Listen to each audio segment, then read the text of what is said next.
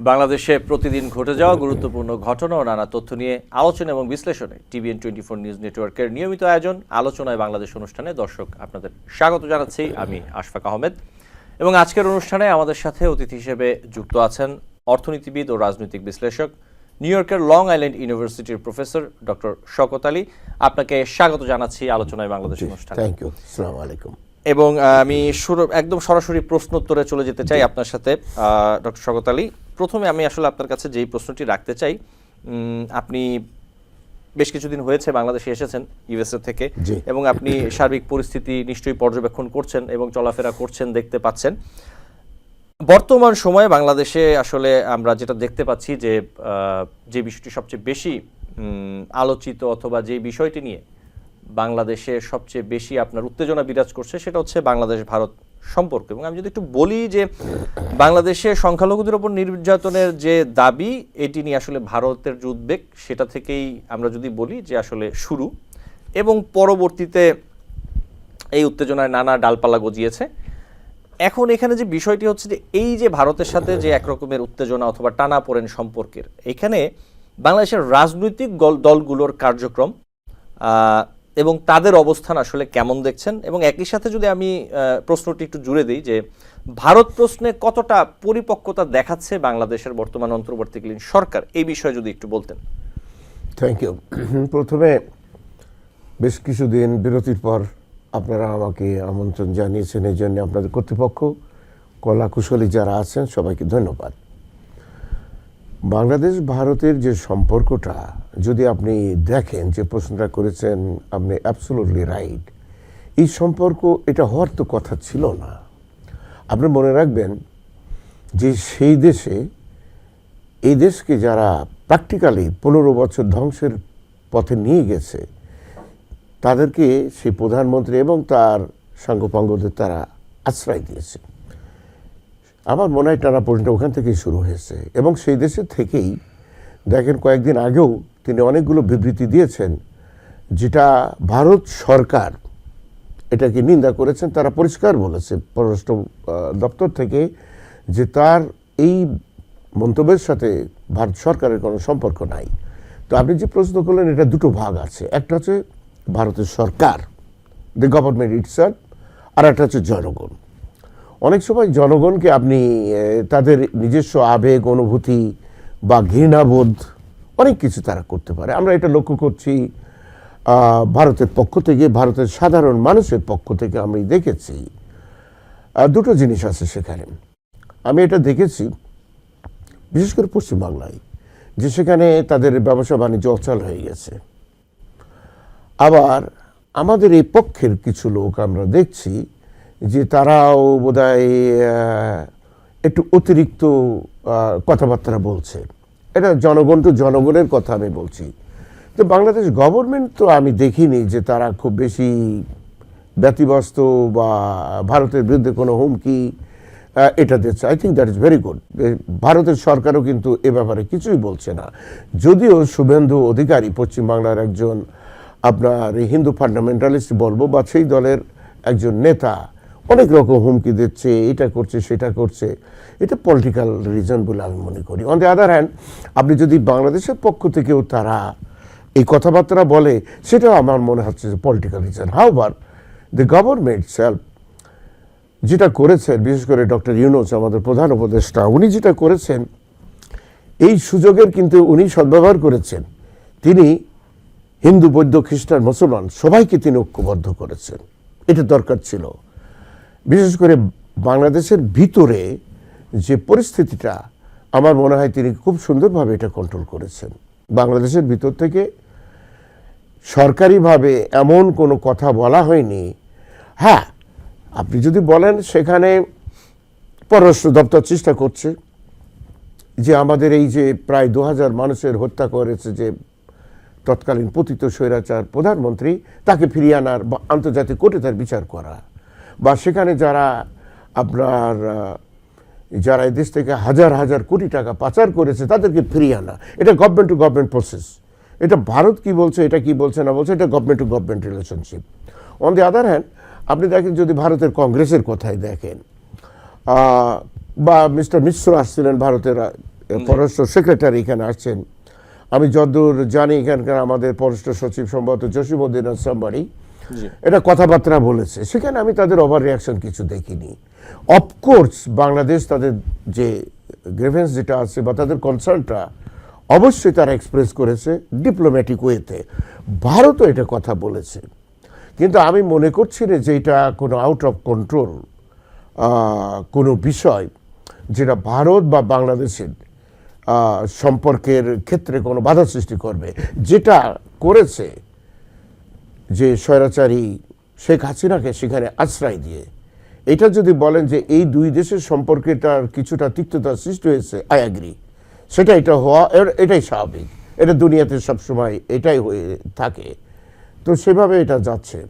জি, এবং আমি ঠিক এই জায়গাটাই একটু আপনাকে যে প্রশ্নটি রাখতে চাই, আসলে অনেকেই প্রশ্ন তুলছেন যে আপনি যেমনটা বলছিলেন যে রাষ্ট্র, জনগণ এবং সরকার, আসলে তিন ধরনের বিষয় যদি আমরা দেখি, এখানে ভারতের যে বর্তমান বিজেপি সরকার, তারা কি কোনো কারণে বাংলাদেশের যে বর্তমান বাস্তবতা এটা আসলে তাদের মেনে নিতে আসলে নিতে পারছেন না অথবা কষ্ট হচ্ছে, এমন কিছু কি আপনার মনে হয় কিনা? এমন প্রশ্ন অনেকেই তুলছেন এবং অনেকেই প্রশ্ন করছেন। এবং ভারতের সংসদও আমরা দেখতে পাচ্ছি বাংলাদেশ নিয়ে নানা রকম প্রশ্ন উত্তর, আলোচনা, সমালোচনা, নানান কিছু হচ্ছে।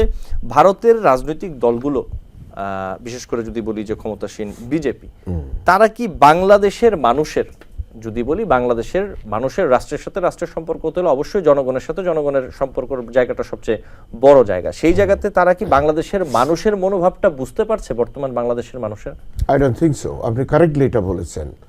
আপনি যদি ভারতের অভ্যন্তরীণ রাজনীতির কথাই বলেন, আপনি দেখেন মোদিকে বলা হয় দ্য বুচার অফ গুজরাট, যার হাতে রক্ত রয়েছে। প্রেসিডেন্ট ওবামা যার ভিসা ক্যান্সেল করেছেন, পরবর্তীকালে উনি নির্বাচিত হওয়ার পরে তার ভিসাটা ইস্যু করা হয়েছে, উপায় ছিল না। নরেন্দ্র মোদীর ব্যাপারে আমি বলছি। এবং ভারতের ভিতরে যদি আপনি অর্থনৈতিক বা চাকরি বা সুযোগ সুবিধা যাই দেখেন, এমনকি খাওয়া দাওয়া, ভাই অত্যন্ত দুঃখজনক। আপনি কোন দেশের মানুষ কি পড়বে, কি খাবে, এটা কি আপনি কখনো গভর্নমেন্ট কোনোদিন এটা কি তার বিচার? ভারতে কিন্তু তা করা হয়েছে। আমরা বাংলাদেশের মানুষ অত্যন্ত ভদ্র, নম্র, ধর্মভীরু এবং সহনশীল। তা না হলে দেখেন যে সেখানে বলা হলো গরু খাই যাবে না। এই দেশে মুসলমান তারা শত শত বছর ধরে এই কালচার রয়েছে। তারপরে তাদের ধরেন ফ্যামিলি কোডগুলো বাতিল করা হয়েছে। ইসলামিক মাদ্রাসাতে বলা হয়েছে যে এখানে অবশ্যই একজন হিন্দু শিক্ষক থাকতে হবে এবং সেখানে পাঠা বলিদান বা এই ধরনের মাদ্রাসায় শিক্ষা দিতে হবে। এত অনাচার করেছেন ভারত, এই প্রভোকেশনের বিরুদ্ধে বাংলাদেশের মানুষ আমরা করতে পারিনি। এখন পতিত সরকারের কথা আপনি বলবেন, ভালো মন্দ তো আছে সেটা আলাদা, কিন্তু বাংলাদেশের মানুষ কিন্তু তখন কোনো প্রতিবাদ করতে পারেনি। এমনকি আপনি যুক্তরাষ্ট্র, যেখানে আমি থাকি নিউ ইয়র্কে, প্রত্যেকটা দেশের যখন বিশেষ করে সাধারণ পরিষদে কোনো ডিক্টেটর বা কোনো দেশের মানুষ যাকে পছন্দ করে না, এই ইন্ডিয়ার বিরুদ্ধে আমরা স্লোগান দিয়ে থাকি, সেখানে এটা ইট ইজ অ্যালাউড। বাংলাদেশে এটা করতে যে আমরা অনেকগুলো জীবন হারিয়েছি।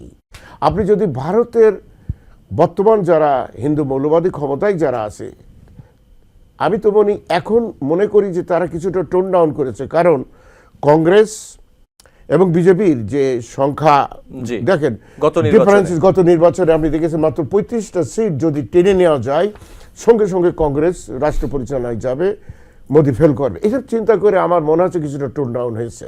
প্লাস অবশ্যই বর্তমান পরিস্থিতি তাদেরকে খুব আশান্বিত করেনি, which is very good for us. কারণ জনগণ এদেশের মালিক। জনগণ যদি মনে করে, দেখেন এই পরিস্থিতি তৈরি করার কোনো কারণ ছিল না। দেখেন ইরান শাহ যখন পতন হয়েছিল, রেজা শাহ পাহলে, সে এসে আশ্রয় নিয়েছিল যুক্তরাষ্ট্র, দি মেইন ব্যাকার। সে এক মাসও থাকতে পারেনি, যুক্তরাষ্ট্রের গভর্নমেন্ট তাকে ফেরত দেয় ইজিপ্টে এবং সেখানে সে মারা যায়। এই মৃত্যুর পিছনে বহু কারণ থাকতে পারে, কিন্তু ভারত তাকে রেখে দিয়েছে। এটা আপনি জানেন, গতকালকেও মিস্টার বিশ্বকে জিজ্ঞেস করা হয়েছে, ভারতের যে পররাষ্ট্র দপ্তরে তাকে জিজ্ঞেস করা হয়েছে যে তার স্ট্যাটাসটা কি। বাংলাদেশের পতিত সরকারের প্রধানমন্ত্রী যেটা, ইট ইজ এ শেম। কিন্তু ভারত কিন্তু ডিপ্লোম্যাটিকে এখন এটা ভুল করছে না, এবং আমি তাদেরকে এইসব ক্ষেত্রে কিছু অ্যাপ্রিসিয়েট করি যে তারা টোন ডাউন করেছে, ঠিক আগে যেমন করতো না, কারণ বাংলাদেশের পরিস্থিতি different. On the other hand আপনি যদি যান, বাংলাদেশ ভারত আমাদের প্রতিবেশী দেশ, আমাদের একটা সম্পর্ক থাকার কথা এবং থাকা ভালো ছিল, কিন্তু পাকিস্তানের সাথে তার সম্পর্কটা নষ্ট করেছে ভারত। নেপালের সাথে করেছে, আপনি জানেন একদম ক্লিয়ারলি, নেপাল কিন্তু একটা হিন্দু রাষ্ট্র, সেখানে দেখেন তাদেরকে বহিষ্কার করে দিয়ে এমনকি চাইনাতে যে তারা আশ্রয় নিয়েছে। Same thing happen in the মালদ্বীপ। তারা ভারতের সাথে সম্পর্ক ছিল, এমনকি ভারতের আর্মি তারা নিয়ে গিয়েছিল, এখন তো ঘাট ধরে তাদেরকে বের করে দেওয়া হয়েছে। বাকি ছিল Bangladesh. It is a foreign policy আপনার ডিজাস্টার ফর ইন্ডিয়া। তারা তো এতদিন দেখাইতো আমার তাদের বিশ্বমুখ খুব সহনশীল গণতন্ত্র। ভারতের মুসলমানদের সম্পর্কে নিউ ইয়র্ক টাইমসে প্রায় 15 বছর আগে একটা সার্ভে করেছিল, ইন্ডিয়ান একজন চিফ জাস্টিস ছিলেন ভদ্রলোক। আপনি ভারতের মুসলমানদের যে দুঃখ দুর্দশা, বাবরি মসজিদ বাদি দেন, চাকরি বাকরি, খাওয়া দাওয়া, চলা ফেরা, আমরা বাংলাদেশের মানুষ অত্যন্ত সহনশীল। আমরা কোনো ক্রমেই, আর ভাই হিন্দু তো আমাদের ভাই, আমাদের বোন, আমরাই তো তাদেরকে দেবো, তারা নাগরিক। আমরা বারবার বলেছি তারা ইকুয়াল সিটিজেন। আমি তো নিজেই কখনো সংখ্যালঘু বুঝি না। আরে বাংলাদেশের সিটিজেন ইজ সিটিজেন। এখানে আপনি সংখ্যালঘু দিয়ে ওরা একটা ট্যাগ লাগাবেন কেন? ওর মা শাড়ি পরে, আমার মা শাড়ি পরে, ও বাংলায় কথা বলে, আমি কথা বলি, ও মসজিদে যায় মুসলমান হিসেবে, ও যায় মন্দিরে। What is the difference? আমরা এই জিনিসগুলো কখনো টলারেট করিনি। যদি কেউ করে, যদি কেউ বলে যে তুমি হিন্দু, আমি পছন্দ করি না, সে ইসলাম থেকে সঙ্গে সঙ্গে সে খারিজ হয়ে যাবে। এটা আমাদের ইসলাম বলে দিয়েছে। শুধু তাই না, এই লোকটা সন্ত্রাসী অথবা জবরদখলকারী, আমরা তাদের প্রত্যেকে ঘৃণা করি। We don't care what party belongs to this people. So আমরা কিন্তু এদিক দিয়ে অত্যন্ত সচেতন জাতি হিসেবে আমি বলবো, এটা আমি নিউ ইয়র্ক টাইমসেও দেখেছি, বহুবার লেখা হয়েছে যে বাংলাদেশ মডারেট মুসলিম কান্ট্রি। যখন ভারত গতবারও প্রমাণ করতে চেয়েছে সারা দুনিয়াতে যে এমনকি যখন স্বৈরাচারী তারই বন্ধু, তাদেরই হচ্ছে নিয়োজিত প্রধানমন্ত্রী, আপনি তো জানেন যে তারাই তো বসিয়েছিল হাসিনাকে, তখন হাসিনার গভর্নমেন্টকে বলা হয়েছে যে বাংলাদেশ একটা মৌলবাদী রাষ্ট্র। আমি ওই সময় একটা টক শোতে বলেছিলাম, ওই সময় পররাষ্ট্র মন্ত্রণালয় থেকে প্রতিবাদ করা হয়েছিল যে বাংলাদেশ কোনো ক্রমেই মৌলবাদী দেশ না। আমি এটা খুব অ্যাপ্রিসিয়েট করেছিলাম যে গিভেন দি সিচুয়েশন, যে তারা এই সাহসটা দেখিয়েছিল যে বাংলাদেশ কোনো মৌলবাদী দেশ না। অথচ ভারতীয় পররাষ্ট্র দপ্তর থেকে বলা হচ্ছে যে বাংলাদেশ একটা মৌলবাদী রাষ্ট্রে পরিণত হয়েছে। আমি মনে করি যে এখনও সেই খেলা তারা করে যাচ্ছে। বাট সব কিছু আমরা নেগেটিভ দেখলে হবে না। It is a good opportunity. Doctor Yunus সাহেব এটাই করেছেন। সমস্ত জাতিকে, এটা আগেই করা উচিত ছিল, সমস্ত জাতি ধর্ম মানুষকে, ইনক্লুডিং পলিটিক্যাল আপনার অল পার্টিসকে তিনি যে সময় দিয়েছেন, আলাপ করেছেন, ইটস এ গুড স্টার্ট। আমি ভারতকে মনে করি যে আমাদের এই সুযোগটা করে দিয়েছে তারা। ফলে উই আর ভেরি ইউনাইটেড। আমরা ভারতের বিরুদ্ধে কোনো পার্টি, কোনো দল যদি কিছু বলে থাকে, দ্যাট বিলংস টু দেম। কিন্তু জাতি হিসেবে আমরা ভেরি ভেরি কনসিয়াস, আমরা সহনশীল, আমাদের লিডার অত্যন্ত সহনশীল, প্র্যাগমেটিক। ডক্টর ইউনূস যেভাবে তিনি পরিচালনা করছেন এই প্রভোকেশনের বিরুদ্ধে, I appreciate it. Thank you. জি, ঠিক এই জায়গাতেই আপনি যেরকমটা বলছিলেন যে অন্যান্য দেশের সাথে ভারতের যে সম্পর্কের পরিস্থিতি আপনি যেভাবে বলছিলেন, একইভাবে আমি যদি একটু বলি যে এই যে ভূ রাজনৈতিক যে বিষয়টি, এইখানেও আমরা দেখি যে বিভিন্ন সময় এবং বিশেষ করে এখনকার সময় অনেকটাই আসলে চোখে পড়ছে অথবা অনেক জায়গায় বোঝা যাচ্ছে বিষয়টি। তা হচ্ছে যে ভারতের উদ্বেগ যে যদি তারা হয়তো মনে করে যে বাংলাদেশের যদি চায়না, পাকিস্তান, নেপাল, ভুটান অথবা অন্যান্য যে রাষ্ট্রগুলোর সাথে তাদের সাথে যদি সম্পর্কের উন্নয়ন হয় বাণিজ্যিক অথবা অন্যান্যভাবে, সেই ক্ষেত্রে হয়তো বা ভারত ভূ রাজনৈতিক স্বার্থ তাদের আসলে ক্ষতিগ্রস্ত হবে। এই ধরনের একটা ধারণা কি আসলে তারা পোষণ করে বলে আপনি মনে করেন? তারা নেপালের সাথে এই ধরনের চিন্তা করেছিল, এতে বিপরীত হয়েছে। তারা মনে করেছে নেপালের সাথে যদি চীনের বন্ধুত্ব হয় তাহলে এটা ভারতের জন্য ক্ষতিকর। তার পরিণতি কি হয়েছে? They go back completely to China. ভারত তার সমস্ত লেভারেজগুলো হারিয়েছে। এবং আমি বলেছি আগেই যে তারা একটা হিন্দু রাষ্ট্র, ডিক্লেয়ার্ড ইন্ডিয়ান, তারা হচ্ছে হিন্দু কান্ট্রি। সেখানে তাদের সাথে তার সম্পর্ক নাই, মুসলমানদের সাথে সম্পর্ক নাই। আর দেশ হিসেবে তো বললাম কারোর সাথে সম্পর্ক। আপনি কি মনে করেন এই দেশটা সারা দুনিয়াতে বলে বেড়ায় আমাকে পার্মানেন্ট মেম্বার করতে হবে ইউনাইটেড নেশনসে? আমরা বড় গণতান্ত্রিক দেশ, মাদার অফ ডেমোক্রেসি বলে। এখন কি প্রমাণ হলো? এত বড় ডিক্টেটর, হাজার হাজার কোটি টাকা, দুনিয়ার কেউ যে এই কোটি টাকা যে লোপাট করলো, একটা গরিব দেশকে ধ্বংস করে গেল। Why you are giving him her shelter? তাকে তো বের করে দেওয়া উচিত। সেটা হতো উদারতা, সেটা হচ্ছে বন্ধুত্বপূর্ণ সম্পর্ক হতো আমাদের বাংলাদেশের সাথে। আপনি একজন ডিক্টেটরের সাথে বন্ধুত্ব করবেন, একটা পলিটিক্যাল পার্টির সাথে বন্ধুত্ব করবেন, নাকি আপনি জনগণ তো জনগণ, যেটা নর্মাল পলিসি সারা দুনিয়াতে, it is very very adapted foreign policy. Doctor Yunus সাহেবের সাথে আমরা একটা মিটিং করেছিলাম কয়েকদিন আগে। তিনি পরিষ্কার বললেন যে ভারতের ধারণা যে পতিত সরকারই একমাত্র তাদের বন্ধু, তিনি ক্লিয়ার বলেছেন। আমরা যমুনাতে যে মিটিং হয়েছিল, বিভিন্ন ডেলিগেটের সাথে আমিও ছিলাম, তিনি পরিষ্কার বলছে তার ধারণা হলো যে এই যারা পতিত হয়েছে তারা একমাত্র তাদের বন্ধু, অন্য পার্টি কেউ না। তার মানেটা কি দাঁড়ালো? It's insult to us. আমি যারা এর প্রতিবাদ করছে আমি সবাইকে সাপোর্ট করি। দিস ইজ আওয়ার মোমেন্ট, আমাদের দেশের ইন্টিগ্রিটি। আর যে কথা আপনি বললেন, দেখেন তো আপনি কোন ক্ষেত্রে যাবেন। আমরা সমস্ত লেবারে যাই, এখনো লক্ষ লক্ষ লোক এদেশে কাজ করছে, অথচ আজকে পত্রিকায় আপনি দেখেছেন, প্রথম আলো পত্রিকায় পরিষ্কার বলছে যে ইকোনমিক্স যারা তারা বলছে 26% আনএমপ্লয়মেন্ট, অথচ হিসেব অনুসারে দেখা যায় ওভার 30% আনএমপ্লয়মেন্ট এদেশে, অথচ বাইরের লোক কাজ করছে। আমাদের ইঞ্জিনিয়াররা কাজ পাচ্ছে না, আমাদের সন্তানগুলো হাইলি কোয়ালিফাইড, এরা বিদেশে যে অত্যন্ত ভালো কাজ করে বা কম দামের কাজ তারা যাই করুক না কেন, আমি আমাদের মানুষ নিয়ে খুবই গর্বিত। এমনকি দেশের শিক্ষা যাদের নাই, আপনি দেখেন আজকে যে মুহূর্তে আমি কথা বলছি, আজকে বিদেশে দেখেন ট্যাক্সি চালাচ্ছে যে ভাইটা, অনেক রাত্রি দিনের বেলা কষ্ট করছে। এই লোকগুলোকে আমরা কখনো স্বীকৃতি দিই। আমি বিদেশে থাকি, আমি দেখেছি, আমি রিমিটেন্স যোদ্ধা বলে গ্রুপের আমি তাদের অ্যাডভাইজার। আপনি দেখেন এখন আপনি যদি মিডল ইস্টে যান, এই মুহূর্তে দেখবেন যে ছেলেটা সুন্দর একটা বিল্ডিং তৈরি করছে, সে আমার বাংলাদেশের সন্তান, একটা গ্রাম থেকে আসছে। এদেরকে ভালোবেসে এদের এই সুযোগটা আমাদের দেশে দিতে হবে, এটা সরকারের দায়িত্ব। এনি গভর্নমেন্ট, আপনার দেশকে ভালোবাসতে হবে। আপনি যখন দেশকে ভালোবাসবেন তখন কিন্তু এই জিনিসগুলো আপনার কমপ্লিটলি আমরা আরও ভালো করতে পারবো, দেশকে সুন্দরভাবে এটা আমরা তৈরি করতে পারবো। This is opportunity. এটা পলিটিক্যাল লিডার যারা আছে এদেশে, যারা বিরোধী দলে আছে বা যারা ক্ষমতায় আছে, তাদের ভিতরে এই সেন্স অফ ইন্টিগ্রিটি থাকতে হবে। যদি তারা এই জিনিসটা করতে পারে, আমরা we can make the best.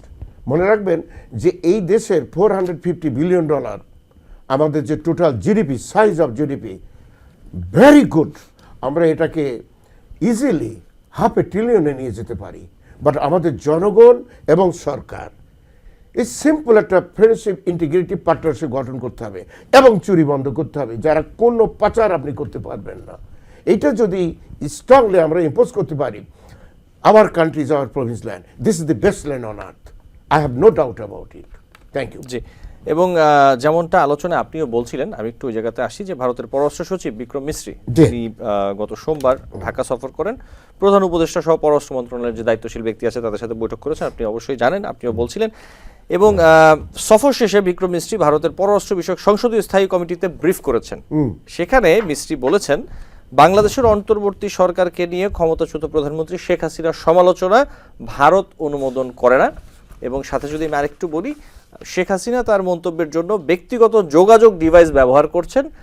Bharat সরকার তাকে, অর্থাৎ সাবেক প্রধানমন্ত্রী শেখ হাসিনাকে এমন কোনো প্ল্যাটফর্ম বা সুযোগ সুবিধা দেয়নি, তিনি স্পষ্ট করেছেন। এবং বলছেন যে যা দিয়ে তিনি ভারতের মাটিতে বসে রাজনৈতিক কর্মকাণ্ড চালিয়ে যেতে পারেন, এটি তৃতীয় কোনো দেশের অভ্যন্তরীণ বিষয়ে ভারতের হস্তক্ষেপ না করার ঐতিহ্যগত রীতির অংশ।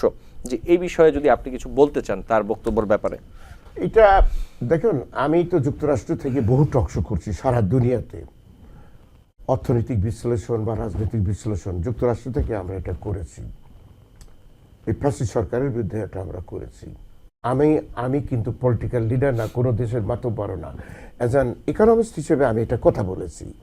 হাসিনা তো কিছুই না, তিনি পতিত সরকারের প্রধান। ভারত যেটা বলেছে, আমি প্রথমে তাদের এই উপলব্ধির জন্য আমি একটু ধন্যবাদ দিতেই হবে।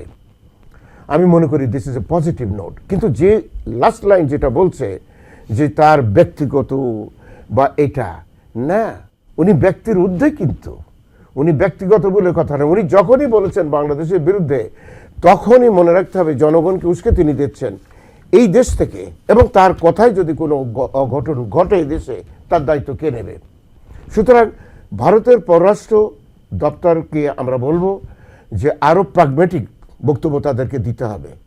যদি তারা কন্ট্রোল নাই করতে পারে এই নিয়ে সেই নিয়ে, এটা শুনো না, তাহলে তারা তাকে ওখান থেকে বের করে দিক, অন্য দেশে পাঠিয়ে দিক, নো প্রবলেম।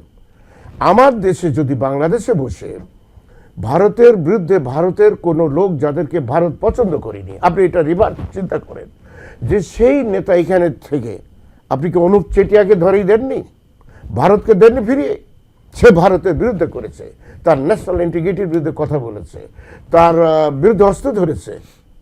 আর আপনি যেটা করছেন, ভারত যেটা করছে, আপনি যদি ইকুইভ্যালেন্সি নিয়ে আসেন, হাসিনার কথায়, পতিত সরকারের কথায় যে এতগুলো লোককে মেরেছে, তাহলে ফিরিয়ে দিক।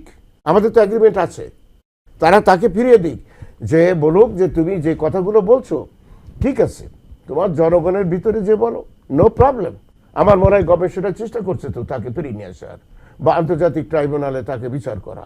আপনি মাত্র কয়েকদিন আগে দেখেছেন, আমি প্রথম আলো নাম ধরে বলি, মাত্র কয়েকদিন আগে দেখেছেন, মানে 3-4 দিন আগে, যে শেষ 5 বছরে 16,000 হত্যা, খুন, গুম হয়েছে একটা সরকারের। Now the question is, what is the definition of a government? Government কিন্তু কোনো কাজ করে না। গভর্নমেন্টের কাজই হচ্ছে to bring the efficiency, allocate the resources and bring the justice. এইটা হচ্ছে গভর্নমেন্টের কাজ। আর আমার সরকাররা কি করেছে? আমি ভবিষ্যতের সরকারদের কথাও আমি বলবো, আপনি চুরি করলেন কেন? আরে চুরি করে টাকাটা তো দেশে রাখতে পারতেন ভাই, পারতেন আপনি। সেখানে আপনি টাকাটা পাচার করে আপনি সিঙ্গাপুরে বড় বড় লোক বানিয়ে দিলেন, 1 নম্বর সিটিজেন হয়েছে তারা, 1 নম্বর ধনীর লিস্টে তারা চলে যাচ্ছে, আপনি সমস্ত টাকা পাঠিয়ে দিয়ে দিলেন। এই যদু মধু এগুলো লোককে আপনি 10টা 12টা, শুনছি কারো কারো বাড়ি 400 বাড়ি রয়ে গেছে। সেই গভর্নমেন্টকে যে প্রতিনিধিত্ব করতো, আর যে 30টা বাচ্চার মার বুক খালি করে গেছে, এই স্বাধীন সুন্দর বাংলাদেশ আমরা তো গড়েছি, আমারও তো কিছু অবদান ছিল 71 সালে। এই বাচ্চাটা, তার কি স্বাধীনভাবে বেড়ে ওঠার কোনো সুযোগ ছিল না? আপনি তার মার বুককে খালি করলেন। আর এই বাচ্চাটার ইতিহাস, সে তো এই দেশে তার দাদা হোক, চাচা হোক, বাপ হোক, এই দেশটাকে নিয়ে আসছে, আপনি তার মেরে ফেললেন সরকারিভাবে, বুলেট মারলেন। What the hell India want to say? আমরা, এটা একটা আমাদের জন্য সুযোগ।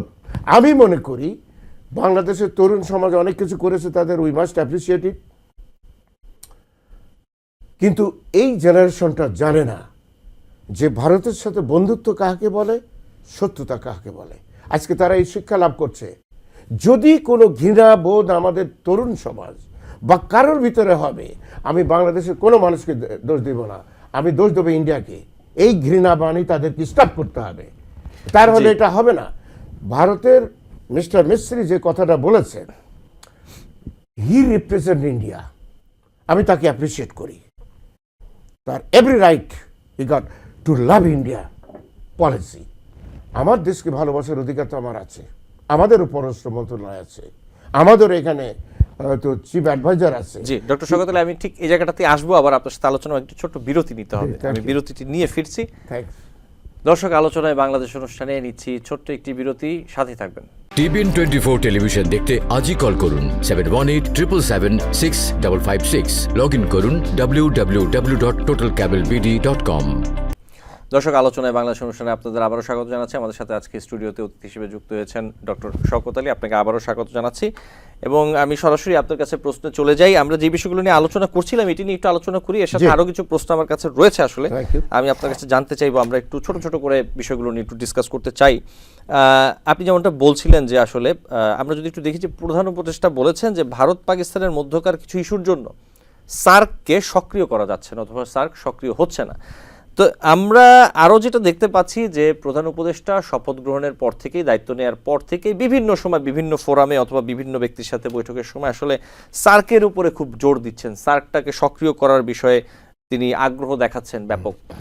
এই বিষয়ে আপনি আসলে কি বলতে চান, যে এখানে আসলে কি করণীয়, সার্ককে আসলে সক্রিয় করার জন্য কি করা যেতে পারে বারবার আহ্বান জানাচ্ছেন প্রধান উপদেষ্টা, এবং ভারত পাকিস্তানের মধ্যে যে ইস্যুগুলো রয়েছে সেগুলো সমাধানে আসলে বাকি রাষ্ট্রগুলোর কি করণীয়, বাংলাদেশ কি রোল প্লে করতে পারে এই ক্ষেত্রে?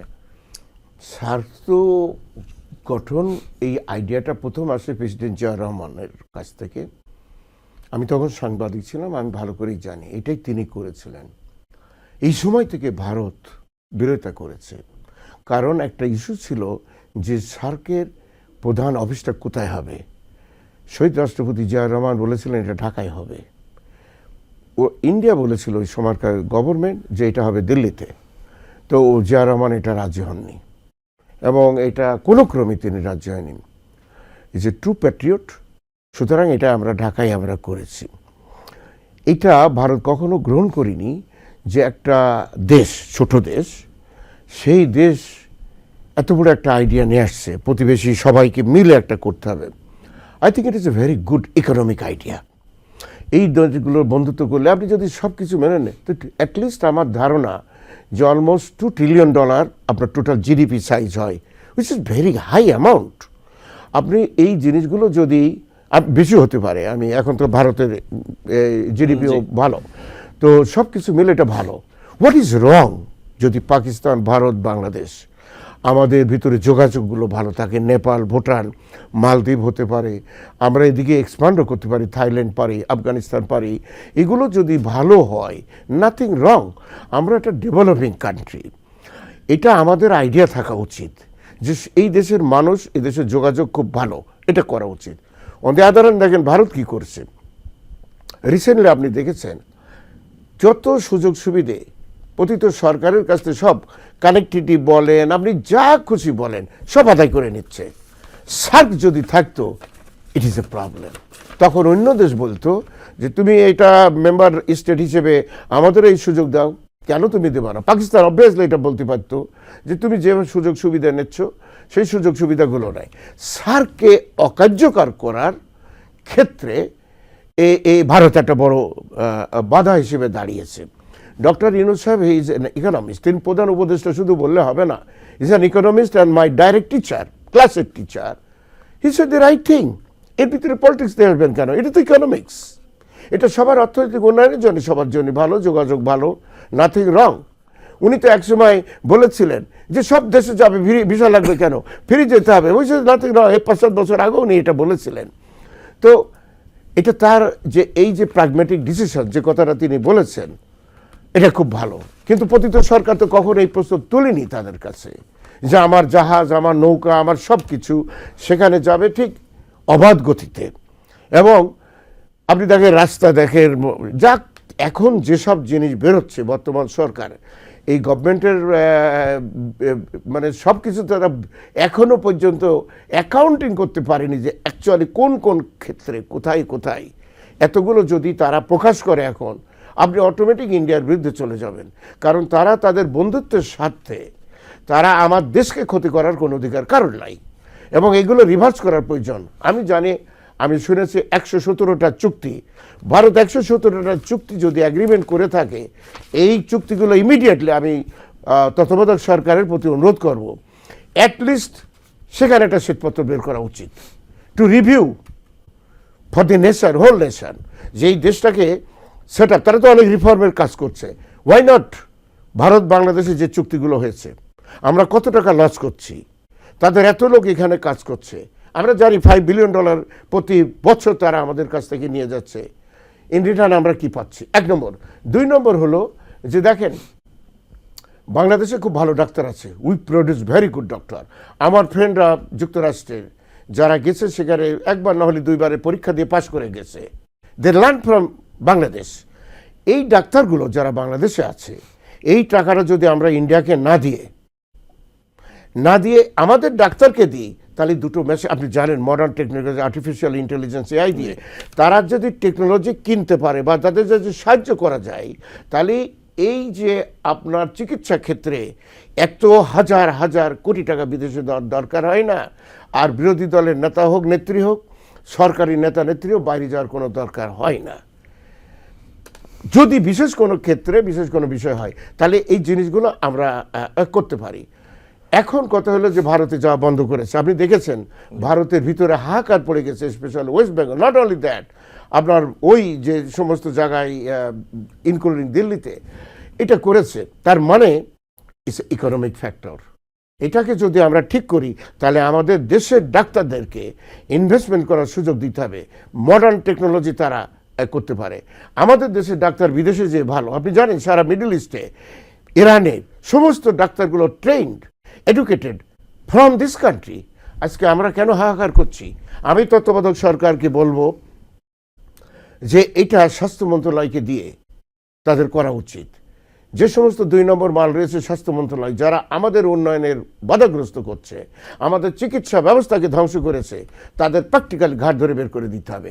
দিয়ে দেশপ্রেমিক যে ডাক্তার আছে, বহু ডাক্তার আছে ভাই, আমি বলবো না যে আপনি আমাদের সব ডাক্তারকে আপনি মনে করবেন এরা বাকশালী, সবাই আওয়ামী লীগ করে। অনেক সময় অনেকে চাপে পড়ে করেছে, but let's forget and forgive and then bring them this people, give them opportunity.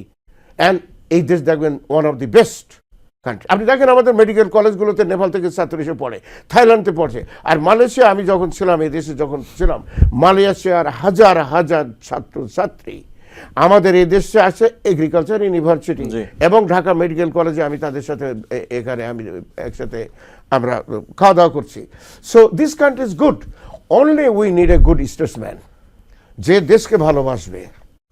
সে এই স্টেটসম্যানশিপের পলিটিক্যাল লিডার সবাই আছে, but the lack of the statesmanship, true patriot. সুতরাং ইউনূস সাহেব যদি বাংলাদেশের এই কতগুলো বিষয় নিয়ে যদি দেন, তিনি তো এক্সপার্ট, তিনি তো একসময় এই মেডিসিন নিয়ে অনেক লড়াই করেছেন এবং গ্রামগঞ্জে গ্রামীণ ব্যাংকের মাধ্যমে তিনি ডাক্তার বা অন্যান্য করেছেন। আমি জানি না why this matter is so neglected. তাদের এখনই করা দরকার। We can bring the technology, give hour doctor, যে তাদের একটা সুযোগ দেওয়া হোক। যদি ট্রেনিংয়ের কোনো অসুবিধা, why not we can give the training outside of the country. এবং আমাদের সন্তান তো এরা, আমাদের পয়সা এরা লেখাপড়া শিখছে। আমি দেখেছি বহু ডাক্তার যে তেমন কোনো কাজ কারবার নাই, রোগীপত্র নাই, ভালো ডাক্তার। সমস্ত লোকগুলো আপনি ইন্ডিয়াতে পাঠাচ্ছেন কোন কারণে? আপনি কি মনে করেন তাদের ইঞ্জিনিয়ার থেকে আমাদের ইঞ্জিনিয়াররা কম বোঝে? তাদের ডাক্তার থেকে আমাদের, কিন্তু ওদের ডায়াগনোসিস সিস্টেমটা বেটার, কারণ ওদের মডার্ন টেকনোলজি আমাদের এখানে নাই। প্রত্যেক ডাক্তারের কাছে আপনি প্রত্যেক ব্লকে তাদের এমআরআই করার সুযোগ আছে। আপনি দেখবেন এক্স-রে করার মেশিন আছে, ব্লাড টেস্টের মেশিন আছে।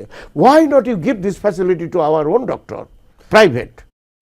So it will be a good investment. আমি তত্ত্বাবধায়ক সরকারকে বলবো যে অন্য বিষয়গুলোর ভিতরে এটাও কিন্তু রিফর্ম নাম্বার 1। আমরা এই টাকাগুলো বিদেশে দিতে চাই না। আমি এগেনস্ট ইন্ডিয়া না, কথা হলে আমরা কেন বিদেশে আমরা যাচ্ছি? তো এটা সেট আপ করবে গভর্নমেন্ট থেকে, গভর্নমেন্টের চিকিৎসা নাই এখানে। আপনি যে ইকুইপমেন্টের কথাগুলো বলছিলেন, যে লেটেস্ট টেকনোলজির কথাগুলো বলছিলেন, আমরা বিগত সময়ে দেখেছি যে বিভিন্ন সরকারি হাসপাতালগুলো, বিশেষ করে বিশ্বের বিভিন্ন জায়গা থেকে, জার্মানি থেকে, ইউএসএ থেকে, বিভিন্ন জায়গা থেকে দামি দামি সব যন্ত্রপাতি আনা হয় এবং এগুলো শেষ পর্যন্ত জং ধরে পড়ে থাকে। জি, জং ধরে পড়ে থাকে, ময়লা হয়ে পড়ে থাকে এবং তারা অনেকেই বলেন যে আপনারা বাইরে অমুক জায়গা থেকে টেস্টি করে আসেন। এরকম নানা রকম বিষয় আসলে আমরা মাঠ পর্যায়ে কাজ করতে গেলে পাই। আশফাক ভাই, আমি একটা কথা বলি, আমি জানি, আমি নিজেও আমার অঞ্চলে দেখছি এই প্লাস্টিক দিয়ে ঢেকে রাখছে। What is shame for this damn nation, যে আপনি কিভাবে এত কোটি কোটি টাকা দিয়ে এনে এখানে রাখলেন? আপনি একজন ডাক্তারকে দিচ্ছেন না, কারণ হাসপাতাল কর্তৃপক্ষ বিকজ অফ দেয়ার আলটেরিয়র মোটিভেশন তারা এই যন্ত্রকে না দিয়ে আপনি অন্য জায়গায় পাঠিয়ে দিচ্ছেন, অন্য জায়গায় দিচ্ছেন। আপনি কেন এই লোকগুলো যদি ট্রেনিং আপনি না জানতে এই মেশিনগুলো কিনলেন কেন?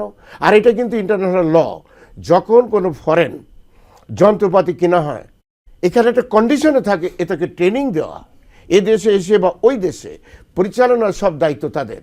আপনি এগুলো না করে এগুলো নিয়ে আসলেন কেন? পয়সা মারার জন্যে। We know it is very well. তা বর্তমান সরকার যদি এগুলো এগুলো আপনি একটা সুন্দর পয়েন্ট বলেছেন, বহু জায়গায় এই ধরনের কাজ হচ্ছে। এটা বর্তমান তত্ত্বাবধায়ক সরকারের দায়িত্ব না? Just go and find out যে কতগুলো কোটি টাকার আপনার যন্ত্রপাতি নিয়ে আসা হয়েছে এবং এগুলো পরিচালনা করে যে আমরা জানি না স্যার কিনা হয়েছে। What a shame for this nation, wasting of resources. আমি আমাদের আরেক প্রতিবেশীর ব্যাপারে একটু ছোট করে আপনার কাছে জানতে চাবো, তারপরে আমার আরো দু একটি প্রশ্ন আপনার কাছে আছে। সময় হাতে কম, আমরা একটু ছোট ছোট করে আলোচনাগুলো করবো আশা করি। Thank you. যেটি হচ্ছে যে আপনি নিশ্চয়ই দেখেছেন যে মিয়ানমারের রাখাইন রাজ্যে যে চলমান যুদ্ধ, সেখানে দেশটির যে বিদ্রোহী গোষ্ঠী আরাকান আর্মি মংডু শহরের নিয়ন্ত্রণ নেয়ার দাবি তারা করেছে সম্প্রতি, এবং এতে বাংলাদেশ মিয়ানমারের যে সীমান্ত সেইখানে আসলে তারা সীমানার প্রায় 350 কিলোমিটার এলাকা সীমানায় তারা আসলে একরকমের বলা যায় যে নিয়ন্ত্রণেই রেখেছে সীমান্তের তাদের অংশে, রাইট?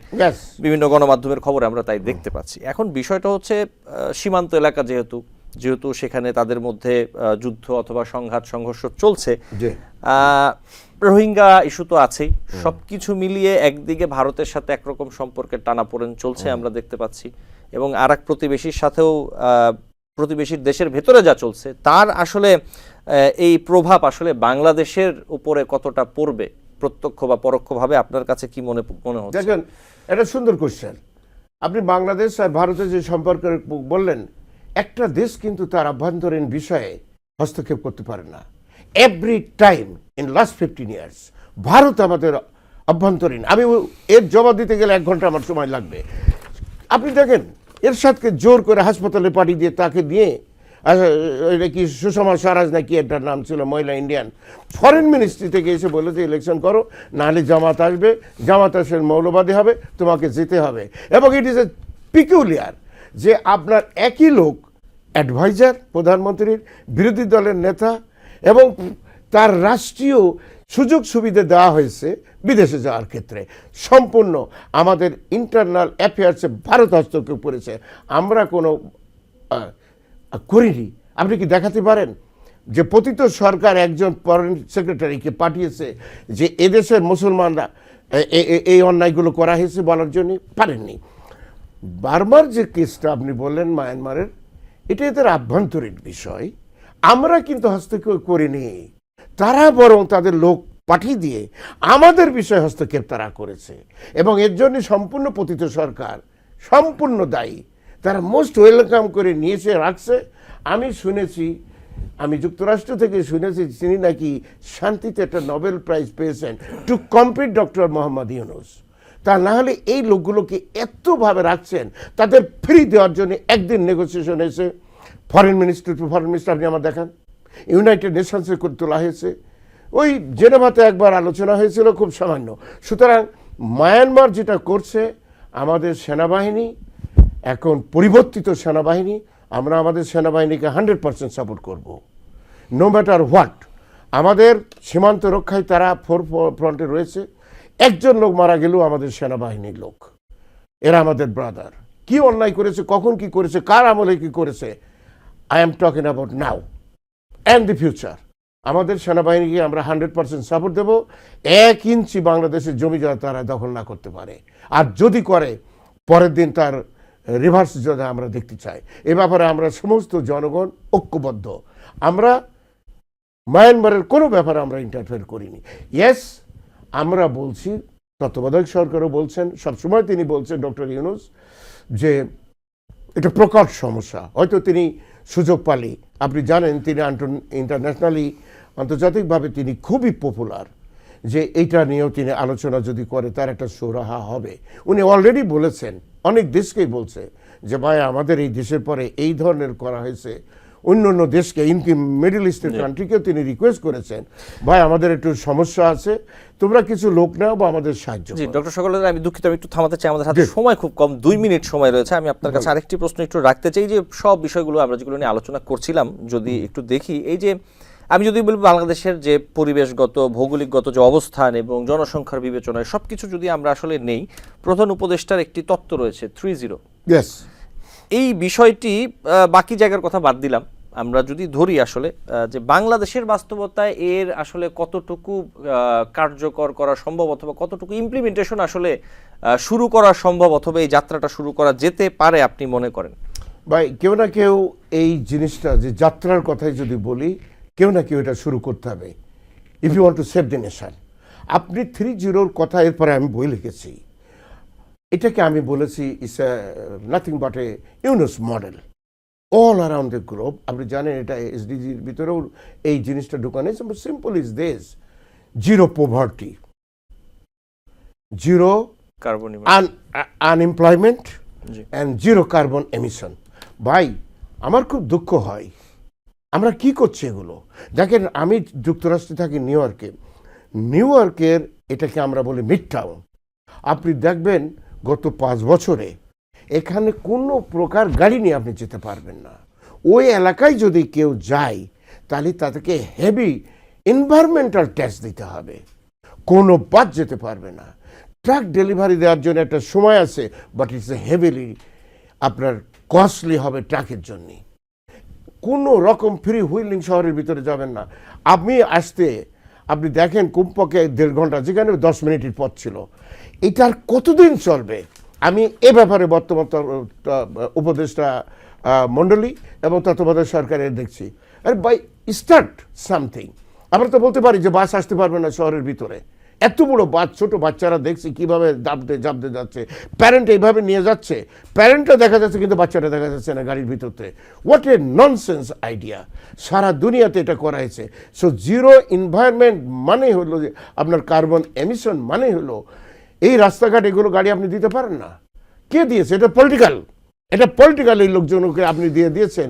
আপনি এটা গ্যাস খরচ করছেন, বহু টাকা আপনি বাইরে পাচার করছেন। পাচার মানে কিনছেন, আপনাকে কিনতে হচ্ছে, weather it is liquefied or gas, আপনি এটা করে দিচ্ছেন। সো উনি বলছেন এটা জিরো করতে হবে। It's possible only in Bangladesh. জি ডক্টর শওকত আলী, আমি আজকে আমাদের সময় আসলে শেষ। ঠিক এই জায়গাটা থেকে নিশ্চয়ই অন্য কোনো দিন আপনার সাথে আবারও যখন আলোচনা হবে আমরা আলোচনাটা শুরু করব। আপনাকে অনেক জিরো ধন্যবাদ। পভার্টি মানে, এক সেকেন্ড আমি বলে দিই, জি। জিরো পভার্টি মানে নো পভার্টি। কারণ ইকোনমিক্স একটা থিওরি আছে, 5% is allowed in macro economics. Sir বলছে নো। আপনি কালকে পত্রিকায় দেখেছেন যেখানে বলা হচ্ছে 25% আনএমপ্লয়মেন্ট, কিন্তু it is more than that. সুতরাং উনি বলছেন জিরো পভার্টি, যেটা কোনো লোক, আচ্ছা সবার যদি কাজ থাকে, সবাই যদি ব্যবসা বাণিজ্য করে খায়, then it is possible, it is in Bangladesh. Sir তো বাংলাদেশ তো ল্যাবরেটরি। উনি যেটা বলেন যে বাংলাদেশের জন্মগ্রহণ করেছি বলে আমি আজকে ইউনুস হতে পেরেছি, কারণ এটা সমস্যা সংকুল দেশ। সো দিস অ্যাপ্লিকেশন, যে কথা আপনি বলছেন, thank you for the question, it is applicable here. আমি প্রধান উপদেষ্টাকে নিজে এই কথা বলেছি, that this will be the magnet, this will be the headquarter of this 3-0 policy. জি ডক্টর শওকত আলী, আপনাকে অনেক ধন্যবাদ। সময় স্বল্পতা আজকে আমাদের, নিশ্চয় অন্য কোনো দিন আবারও কথা হবে ইনশাআল্লাহ। দর্শক, আলোচনায় বাংলাদেশ অনুষ্ঠানে আজ এই পর্যন্তই। পরবর্তী অনুষ্ঠান দেখার আমন্ত্রণ থাকলো, সাথেই থাকবেন।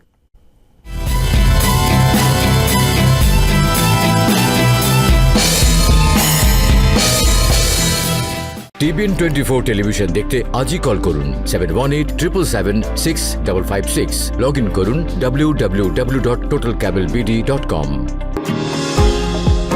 নিউ ইয়র্ক থেকে সম্প্রচারিত টিভিএন 24 টেলিভিশন বিশ্বজুড়ে বাঙালির কণ্ঠস্বর।